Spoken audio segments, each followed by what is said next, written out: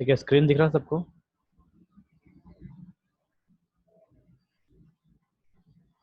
Screen सबको दिख रहा है?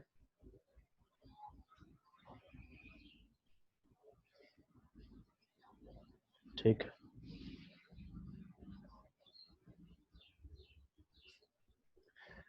ठीक है, देखिए कल हम SN1 पढ़ रहे थे और SN1 जो मैकेनिज्म है ये बेसिकली हमको रेट ऑफ रिएक्शन बताता है। ठीक है, देखो रेट ऑफ रिएक्शन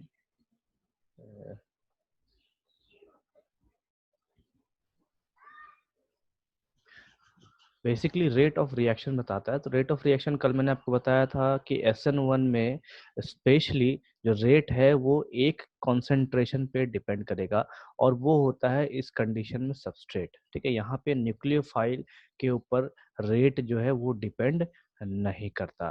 ठीक, वो इसलिए क्योंकि जो स्लो प्रोसेस है वो स्लो प्रोसेस मेरा सबस्ट्रेट का होता है और इस स्लो प्रोसेस में फॉर्मेशन होता है कार्बोकैटायन का। ठीक है, तो इस चीज को कल हमने देखा था। देन यहाँ पे देखिए कल जो मैंने रेट लिखा था आपको, रेट के जगह पे मैंने सबस्ट्रेट लिखा था। सबस्ट्रेट हमारा क्या है? तो CH3 या R3CBr, मतलब यहाँ पे हमें टर्शरी कार्बन को शो करना है। तो SN1 मैकेनिज्म में टर्शरी कार्बन जो होगा उसकी जो रिएक्टिविटी होगी वो ज्यादा होगी। ठीक है, वो इसलिए क्योंकि यहाँ पे SN1 मैकेनिज्म बेसिकली डील करता है बड़े मॉलिक्यूल्स के साथ। बड़े मॉलिक्यूल्स कहे तो जिनका मोलर मास ज्यादा होगा। ठीक है, ठीक है, मोलर मास ज्यादा होगा तो वो SN1 मैकेनिज्म को रिप्रेजेंट करेगा और उसकी जो रेट है वो डिपेंड करेगी उसके मोलर मास के ऊपर। बल्कियर द मॉलिक्यूल्स तो प्रोसेस उतना स्लो होगा। देन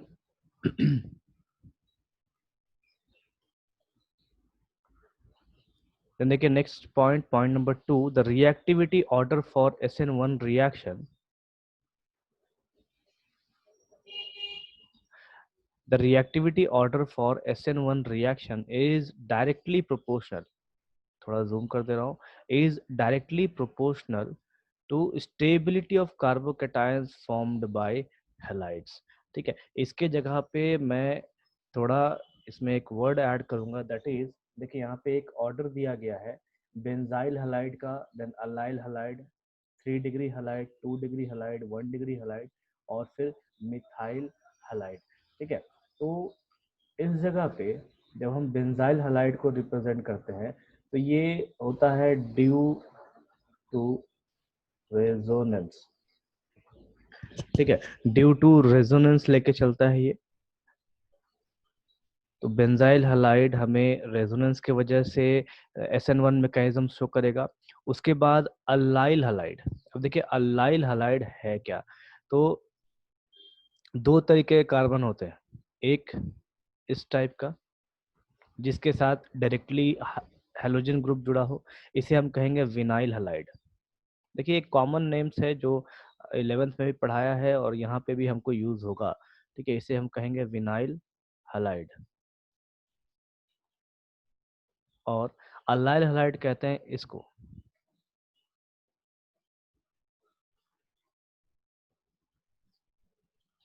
ये कहलाता है अल्लाइल हलाइड।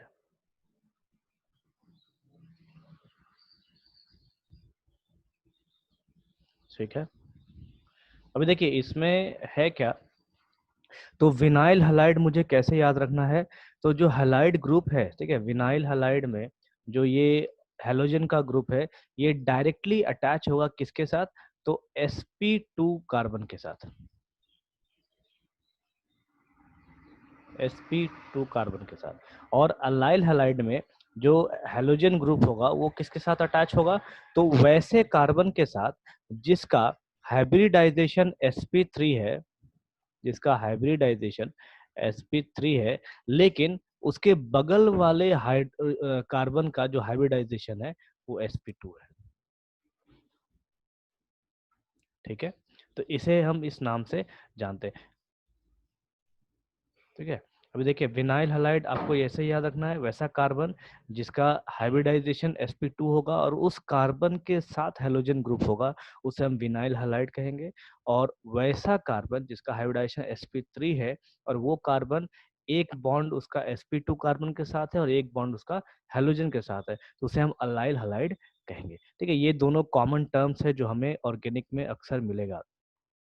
तो SN1 मैकेनिज्म जो है ये बेसिकली उन उन मॉलिक्यूल्स के साथ दिखता है जिसमें मुझे बल्कियर या यूं कहे तो जिनका मोलर मास मुझे ज्यादा देखने को मिलेगा। तो अगर हम बेंजाइल हैलाइड की अगर हम बात करें तो बेंजाइल हैलाइड का जो स्ट्रक्चर है वो हम इस तरीके से देख सकते हैं। ये एक बेंजीन और इसके ऊपर एक हैलोजन का ग्रुप हमारा लग जाएगा। तो यहाँ पे मुझे रेजोनेंस का इफेक्ट देखने को मिलेगा। वही चीज मुझे अलाइल हैलाइड में भी देखने को मिलेगा। ठीक है, यहाँ पे देखिए अलाइल हैलाइड का जो मैंने स्ट्रक्चर आपको दिखाया है, ये अलाइल हैलाइड का, यहाँ पे भी मुझे रेजोनेंस देखने को मिलेगा। क्यों? क्योंकि यहाँ पे डबल बॉन्ड एग्जिस्ट कर रहा है इस वजह से। उसके बाद जो रिएक्टिविटी ऑर्डर है उसमें 3 डिग्री हैलाइड आएगा, मतलब टर्शियरी हैलाइड हमको यहाँ देखने को मिलेगा। मैं यहाँ पे लिख दे रहा हूँ टर्शियरी। देन उसके बाद है मेरे पास सेकेंडरी और उसके बाद है प्राइमरी।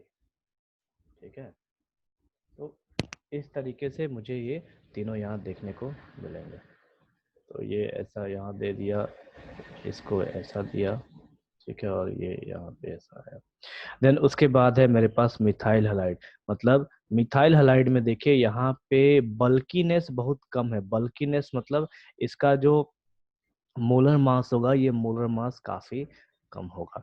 ठीक है, और एक चीज और हम इसमें याद रख सकते हैं, टर्म है दैट इज स्टेरिक हिंड्रेंस। ठीक है, स्टेरिक हिंड्रेंस, स्टेरिक हिंड्रेंस का मतलब होता है भीड़ भाड़ वाला इलाका। ठीक है, इस चीज को मैं यहाँ पे लिख देता हूँ, SN1, sorry SN1 mechanism also corresponds to uh, steric steric hindrance।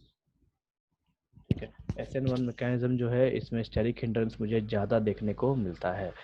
ठीक, अब आप देखो इस जगह पे स्टेरिक हिंड्रेंस का मतलब हम मॉलिक्यूल्स में कैसे समझेंगे, तो वैसे मॉलिक्यूल्स जिसमें इलेक्ट्रॉन्स की संख्या काफी ज्यादा है वहां पे मुझे स्टेरिक हिंड्रेंस देखने को पक्का मिलेगा। तो बेंजीन में भी इलेक्ट्रॉन्स की संख्या ज्यादा है, अलाइल हलाइड में भी ज्यादा है।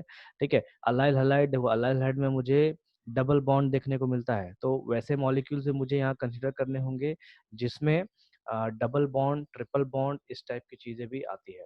उसके बाद टर्शरी हलाइड, टर्शरी हलाइड में इलेक्ट्रॉन्स ज्यादा है। ठीक, वो इसलिए क्योंकि कार्बन 3 अलग अलग कार्बन से जुड़ा हुआ है और ये 3 अलग अलग कार्बन वापस से हाइड्रोजन से जुड़े हुए हैं। ठीक है, तो इस वजह से इलेक्ट्रॉन बढ़ जाएगा। जब हम 2 डिग्री हलाइड में जाएंगे तो यहाँ पे जो कार्बन है वो 2 कार्बन से जुड़ा होगा। तो इस तरीके से यहाँ पे इलेक्ट्रॉन्स डिक्रीज करता चला जाता है। और 1 डिग्री हलाइड है तो ये एक ही कार्बन से जुड़ा होगा। और जो मिथाइल हैलाइड है उसमें कोई भी कार्बन से जुड़ा नहीं, वो सिर्फ हाइड्रोजन से जुड़ा हुआ है। तो इस वजह से हम देखते हैं कि स्टेरिक हिंड्रेंस धीरे धीरे घटता चला जाता है, तो मेरा SN1 मैकेनिज्म भी धीरे धीरे घटता चला जाएगा। ये एक ऑर्डर है जो ऑर्डर मुझे याद रखना है। क्लियर है पॉइंट्स यहाँ तक? यहाँ तक पॉइंट्स क्लियर है सबको? बोर्ड एक बार देख लीजिए, कुछ डाउट है तो पूछ लीजिए।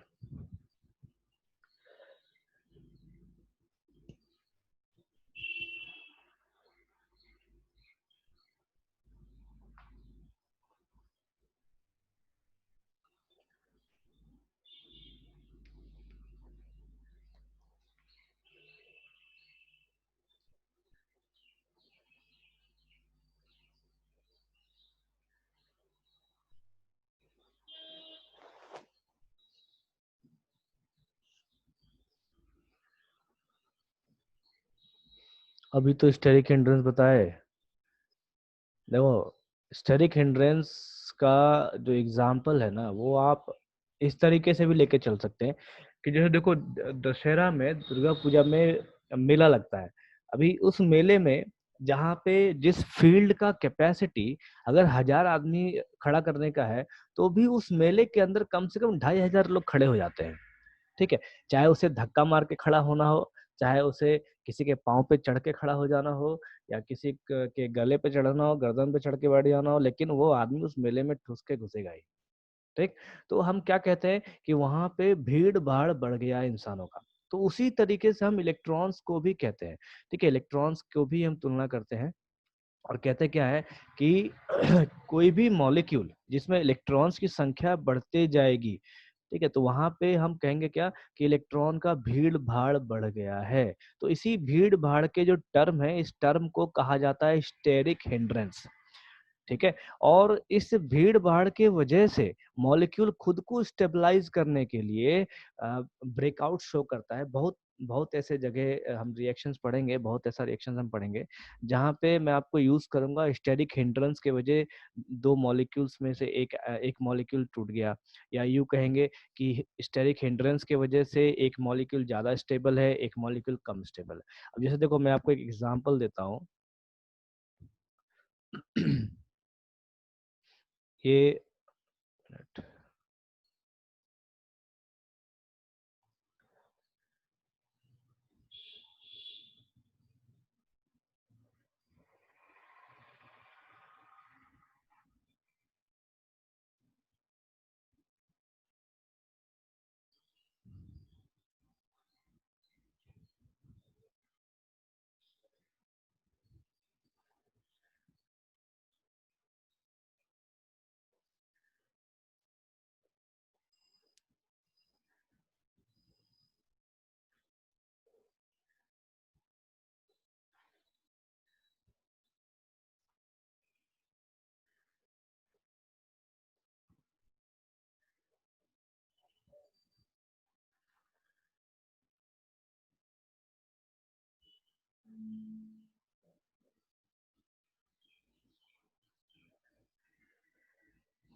अब देखिए, मैं आपको कहूँ कि कोई एक रिएक्शन है, उस रिएक्शन में इसको मैं देखो नंबरिंग कर दे रहा हूँ 1, दिस इज 2, और ये 3।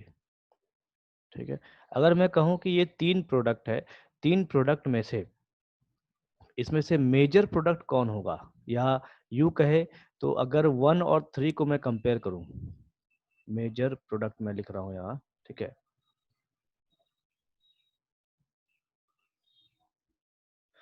जब हम कंपेयर करेंगे 1 और 3, मान लीजिए 1 है और मेरे पास तीसरा प्रोडक्ट है, उसके बाद 1 है और 2 है, उसके बाद 1 है, सॉरी 2 है एंड 3 है। ठीक है, मेरे पास 3 केमिकल रिएक्शन है, तीनों केमिकल रिएक्शन में जो फर्स्ट प्रोडक्ट आया है वो है 1 और 3, सेकेंड प्रोडक्ट आया है 1 और 2, और थर्ड प्रोडक्ट आया है 2 और 3। ठीक है, तो इस कंडीशन में मेरे पास मेजर प्रोडक्ट कौन सा होगा वो आप बताइए, तीनों कंडीशन में आपके हिसाब से कौन सा मेजर होना चाहिए, कौन सा माइनर होना चाहिए। मेजर का मतलब होता है कि वो ज्यादा होगा, और जो माइनर है वो कम परसेंटेज में होगा। तो जब हम 1 और 3 कंपेयर करेंगे, तो 1 और 3 में मेरा मेजर कौन होगा और माइनर कौन सा होगा, ये आप बताइए। दोनों एग्जिस्ट करते हैं, ऐसा नहीं कि दोनों में से एक ही एग्जिस्ट करता है, दोनों ही एग्जिस्ट करते हैं।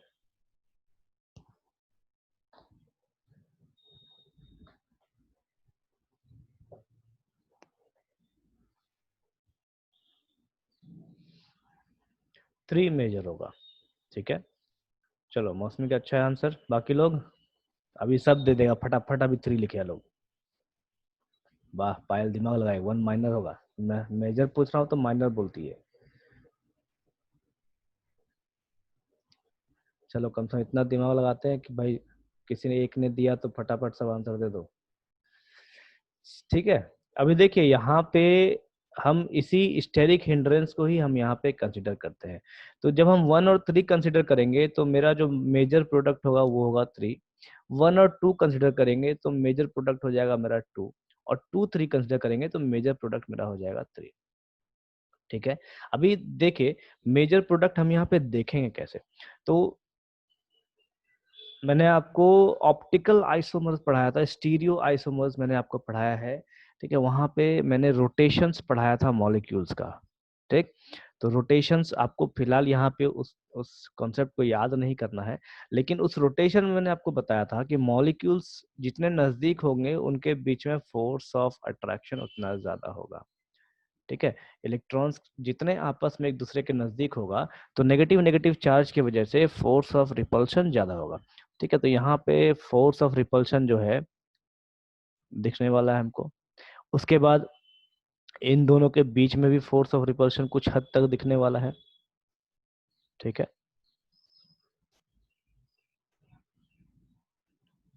लेकिन जब हम इसकी बात करेंगे तो यहाँ पे दोनों मॉलिक्यूल जो हैं CH3 के, ये एकदम ऑपोजिट डायरेक्शन में है। तो यहाँ पे मुझे फोर्स ऑफ रिपल्शन एकदम कुछ भी देखने को नहीं मिलेगा। अगर हम डायपोल मोमेंट की बात करें तो यहाँ पे डायपोल मोमेंट मुझे 0 देखने को मिलेगा। लेकिन वही जब हम बात करें अगर सेकंड की तो डायपोल मोमेंट यहाँ पे मुझे 0 नहीं मिलेगा। और जब फर्स्ट वाले की बात करें तो यहाँ पे डायपोल मोमेंट मुझे बिल्कुल भी 0 नहीं मिलेगा, ठीक है। तो इस रिपल्शन के वजह से इस ये जो रिपल्शन है, रिपल्शन जिसमें जितना कम होगा वो मॉलिक्यूल उतना स्टेबल होगा, ठीक है। अब देखो इस एरिया में अगर फर्स्ट फर्स्ट वाले को हम कंसीडर करते हैं, फर्स्ट मॉलिक्यूल को, तो ये जो एरिया है इस एरिया में इलेक्ट्रॉन्स की डेंसिटी ज्यादा है, ठीक है। वही चीज यहाँ पे सेकेंड मॉलिक्यूल में डिक्रीज कर गया और थर्ड मॉलिक्यूल में तो बिल्कुल ही नीचे आके गिर गया, ठीक है। जो डेंसिटी है वो थर्ड मॉलिक्यूल में बिल्कुल ही नीचे आके गिर गया। तो इस वजह से जो स्टेबल मॉलिक्यूल होगा वो मेरा थर्ड मॉलिक्यूल होगा और यही हमको मेजर प्रोडक्ट हर जगह देखने को मिलेगा, ठीक है। और इसी चीज को हम कहते हैं स्टेरिक हिंड्रेंस, ठीक। भीड़ भाड़ वाला इलाका जो होगा वहां पे ज्यादा अफरा तफरी होगा, जहाँ भीड़ भाड़ नहीं है वहां पे अफरा तफरी कम होगा। क्लियर है अभी विपुल?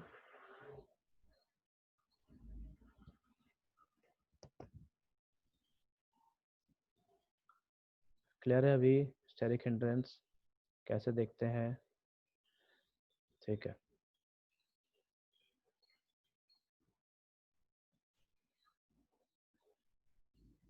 ठीक है। तो यहाँ पे देखो जो सेकंड पॉइंट है, ये सेकंड पॉइंट आपको बाकायदा ये ध्यान रखना है। देखो रटने की जरूरत नहीं है, चीजों को समझिए, अपने आप हमको याद हो जाएगा चीज, ठीक है। जहाँ रटने का होगा मैं वहाँ आपको रटना बोल दूंगा, तो मुझे रटा ही मारना होगा। जहाँ रटना नहीं है वहाँ मैं ये भी बोल दूंगा रट्टा नहीं मारना है, ठीक है। तो ये जो ऑर्डर है इसको आप आराम से समझिए कि ऑर्डर कैसे आता है और क्यों आता है, ठीक है। ऑर्डर याद करने का तरीका क्या है? तो जितना ज्यादा हेवियर मॉलिक्यूल होगा वो SN1 मैकेनिज्म शो करेगा, और जो लाइटर मॉलिक्यूल होंगे जिनके मोलर मास कम होंगे वो SN2 मैकेनिज्म शो करेगा।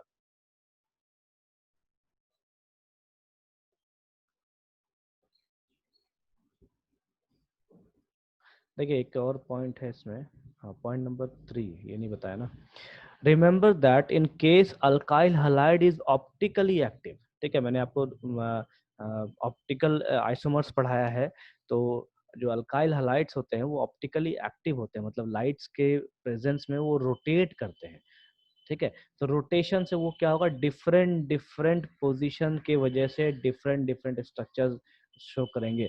उसी चीज को यहाँ लिखा गया है, SN1 रिएक्शंस लीड टू रस्माइजेशन, ठीक है। ये जो रस्माइजेशन वर्ड है ये हमें मॉलिक्यूल्स का उलट फेर दिखाता है, मतलब ऑप्टिकली एक्टिव सब्सटेंस को डिनोट करता है। देन नेक्स्ट है SN2 मैकेनिज्म। तो SN2 मैकेनिज्म यहाँ पे जो रेट ऑफ रिएक्शन है वो रेट ऑफ रिएक्शन डिपेंड करेगा दोनों दोनों चीजों पे, मतलब सबस्ट्रेट पे भी और न्यूक्लियोफाइल पे भी। तो इसे हम इस तरीके से लिख सकते हैं, rate of reaction is equals to reaction constant और कंसंट्रेशन ऑफ सबस्टेंट और कंसंट्रेशन ऑफ न्यूक्लियोफाइल, इस तरीके से, ठीक है। ये इस चीज को डिनोट करता है। देन सेम मॉलिक्यूल उठाया गया है, सेम मॉलिक्यूल उठाया गया है, देन OH सेम न्यूक्लियोफाइल भी लगाया गया है। तो रिएक्शन जो है, देखिए इस रिएक्शन में फ़र्क क्या है, सॉरी सेम मॉलिक्यूल है, यहाँ पे 1 डिग्री हैलाइड लगाया गया है, ठीक है, 1 डिग्री हैलाइड है। यहाँ पे फ़र्क क्या है, तो इस जगह पे एक ट्रांजिशन स्टेट का फॉर्मेशन होता है। ट्रांजिशन स्टेट जो है उसमें एक एक्स्ट्रा बॉन्ड बनता है। एक्स्ट्रा बॉन्ड बनने का रीज़न क्या है, तो जो ऑक्सीजन है वो कार्बन के प्लस चार्ज को अट्रैक्ट करता है। जैसे देखिए ये ब्रोमीन है, ब्रोमीन क्या करेगा, इस इलेक्ट्रॉन को अपने तरफ खींचेगा, तो उसके वजह से इस ब्रोमीन के ऊपर डेल माइनस चार्ज और इस कार्बन के ऊपर हमें डेल प्लस चार्ज देखने को मिलता है। तो ये जो प्लस चार्ज है इसको यहाँ से OH का जो न्यूक्लियोफाइल है ये इसे अटैक करेगा, और अटैक करने के बाद एक नया बॉन्ड का फॉर्मेशन करता है। बॉन्ड कहने का मतलब है यहाँ पे टेम्पररी बॉन्ड होता है, वो इसलिए क्योंकि कार्बन के टोटल 4 बॉन्ड होते हैं, लेकिन यहाँ पे देखिए इन सब को मिला के 5 बॉन्ड बन रहा है, ठीक है, जो कि इस मॉलिक्यूल को अनस्टेबल बनाते हैं। और इसके वजह से चूंकि ऑक्सीजन ज्यादा इलेक्ट्रोनेगेटिव है तो ये ज्यादा पावरफुल न्यूक्लियोफाइल होगा Br से, ठीक है। तो Br क्या करता है, एक इलेक्ट्रॉन लेके बाहर और ऑक्सीजन के साथ जुड़ जाता है। अब देखिए यहाँ पे एक चीज क्या है कि जब ऑक्सीजन जुड़ रहा है तो इसके बीच में फोर्स ऑफ रिपल्शन चालू होगा। क्यों? क्योंकि ऑक्सीजन ज्यादा इलेक्ट्रोनेगेटिव है और ये ज्यादा करीब जाने का कोशिश करता है कार्बन के, ठीक। तो ये क्या करता है कि जो इसके आसपास के हाइड्रोजन है इसके पोजीशंस को ये चेंज कर देता है। अब देखिए पहला पहला जो यहाँ पे फर्स्ट जो आपका स्ट्रक्चर दिया गया है, यहाँ पे हाइड्रोजन की पोजीशन को देखिए, 1 2 और 1 3। वही चीज प्रोडक्ट में पोजीशन को देखिए, 1 2 और 1 3, ठीक है। इस ये जो पोजीशन है ये बेसिकली हम ऑप्टिकल आइसोमर्स में पढ़ते हैं, ठीक है। इसे पहली बार वॉल्डन नाम के साइंटिस्ट ने देखा था और पहली बार उन्होंने ही बताया था, इसीलिए इसे वॉल्डन इन्वर्जन कहा जाता है, ठीक है। इन्वर्जन का मतलब है कि जो पहला स्ट्रक्चर है उससे ठीक ये उलट जाता है, मतलब इससे ठीक उल्टा हो जाता है। तो हाइड्रोजन की पोजीशन देखिए, तीनों हाइड्रोजन का पोजीशन जो है अपने से ठीक उल्टे साइड में चला गया है, ठीक है। इस वजह से इसे वॉल्डन इन्वर्जन कहा जाता है।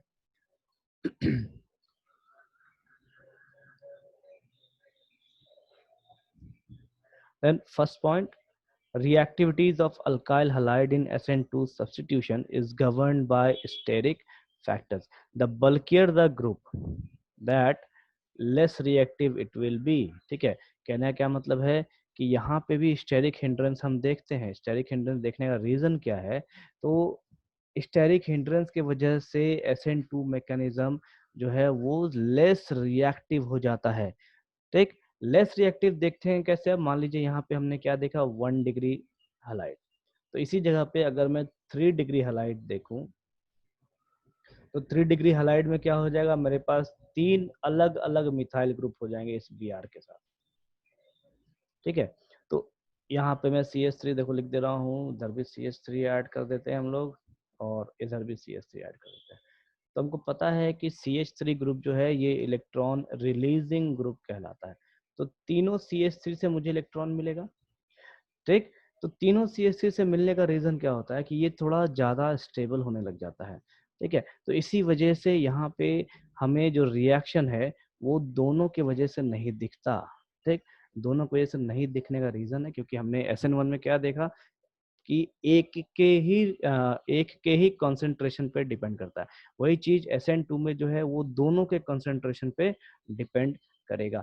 तो ज्यादा ये स्टेबल होने के वजह से टर्शरी कार्बन यहाँ पे ज्यादा स्टेबल है, इसी वजह से ये लेस रिएक्टिव हो जाता है SN2 के कंडीशन में, ठीक है। वही चीज फर्स्ट पॉइंट यहाँ पे दिया गया है। Then point number 2, reactivity order of alkyl halides varies as follows. तो यहाँ पे रिएक्टिविटी ऑर्डर कैसा होगा, ठीक उल्टा हो जाएगा SN1 मैकेनिज्म का। वहाँ पे जो हमने मिथाइल हैलाइड लास्ट में पढ़ा था, यहाँ पे देखिए मिथाइल हैलाइड सबसे ऊपर आ गया है, ठीक है।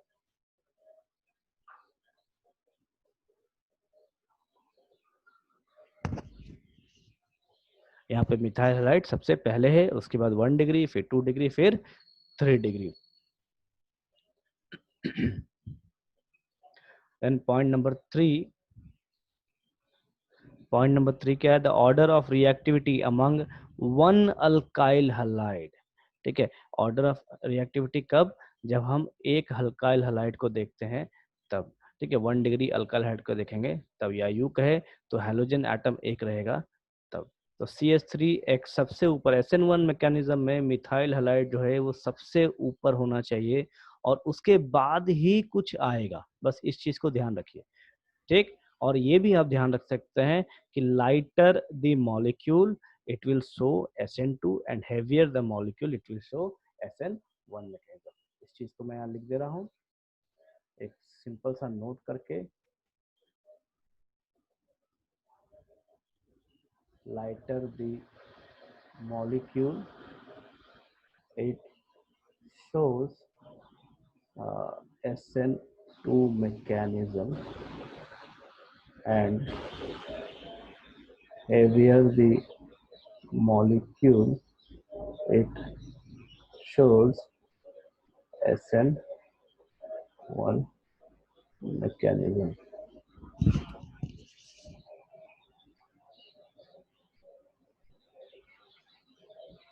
ठीक है, ये काफी इंपॉर्टेंट चीज है, इसको आप ऐसे भी याद रख सकते हैं कि कौन सा SN1 शो करेगा, कौन सा SN2 शो करेगा।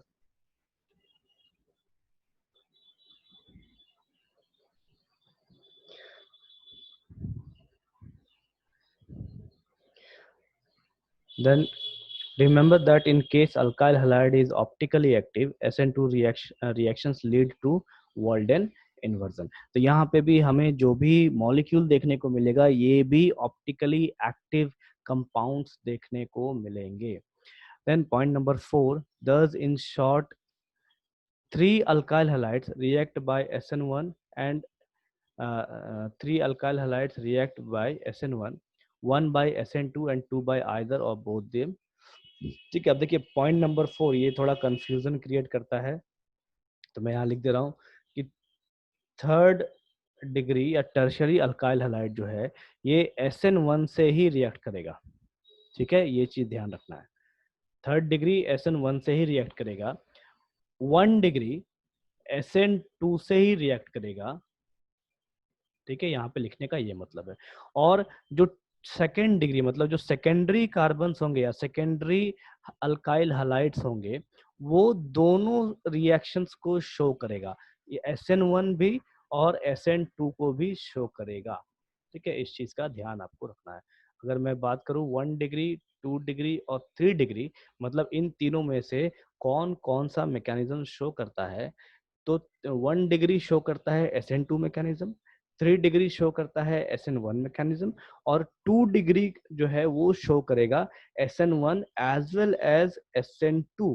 इसलिए क्योंकि ये रिएक्शन में देखिए यहाँ पे 2 डिग्री हलाइड जो है ये दोनों के बीच में आता है, 1 डिग्री के भी और 3 डिग्री के भी, इसीलिए 2 डिग्री हलाइड जो है ये दोनों मैकेनिज्म को रिप्रेजेंट करेगा, विच इज वेरी इंपॉर्टेंट। ये काफी इंपॉर्टेंट पॉइंट है, जैसे मैंने नोट लिखाया था उसी तरीके से ये भी एक इम्पॉर्टेंट पॉइंट है।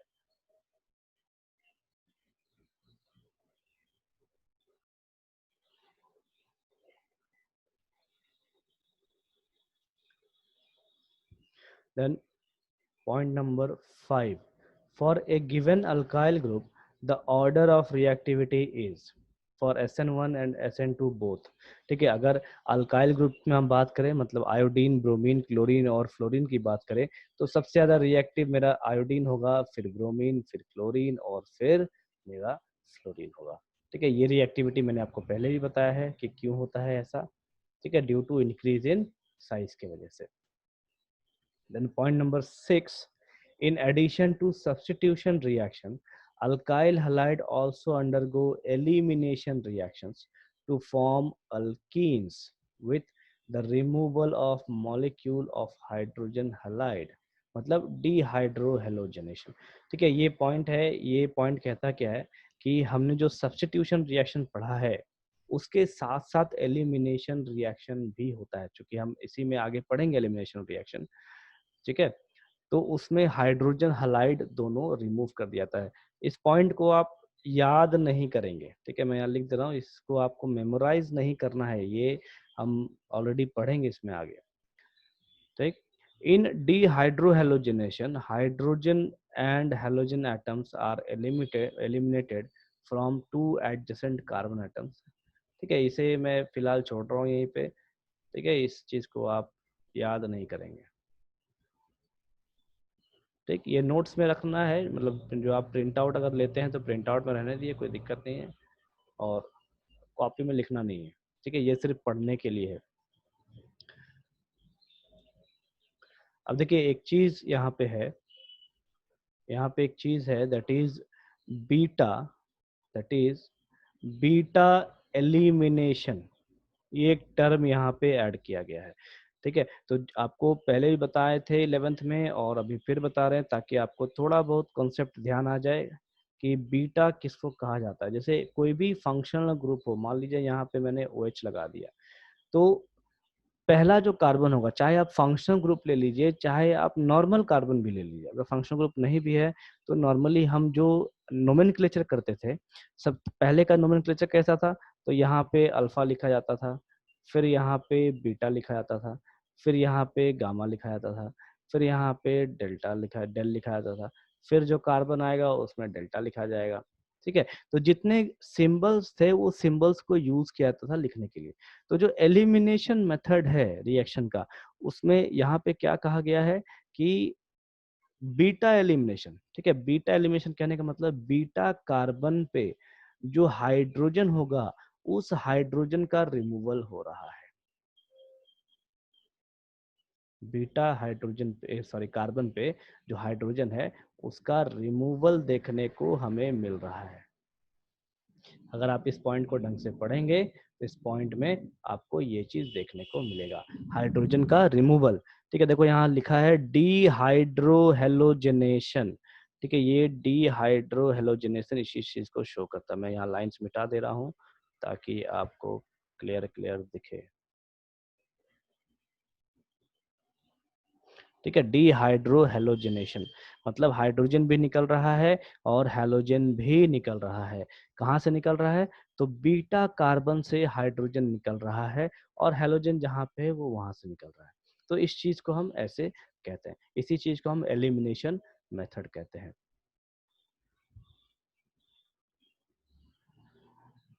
यहाँ तक क्लियर है सबको पॉइंट्स? देखिए नेक्स्ट पॉइंट है हमारे पास, नेक्स्ट और लास्ट पॉइंट है पॉइंट नंबर 7। इन जनरल 3 हलाइड्स, मतलब 3 डिग्री हलाइड, देखिए जहां जहां 3 लिखा है वो 3 डिग्री है। ठीक है, इन जनरल 3 डिग्री हलाइड्स मतलब tertiary halide tend to react by elimination, 1 degree halides by substitution and 2 degree halides by either or both of the reactions. ठीक है, तो मैं इसे फिर से लिख दे रहा हूँ कि 3rd डिग्री जो है ये ज्यादातर कोशिश करता है कि एलिमिनेशन रिएक्शन को शो करे। 1 डिग्री जो है ये कोशिश करता है कि सब्स्टिट्यूशन मतलब न्यूक्लियोफिलिक सब्स्टिट्यूशन जो हमने पढ़ा उसको शो करे, और 2 डिग्री जो है ये दोनों में से किसी को भी शो करता है। ठीक है, लास्ट पॉइंट यही कहता है। तो क्लास में आज यहीं तक रखता हूँ, आप इसको पढ़िए। ठीक है, कोई डाउट होता है तो आप नेक्स्ट क्लास में पूछ लेंगे। ठीक है,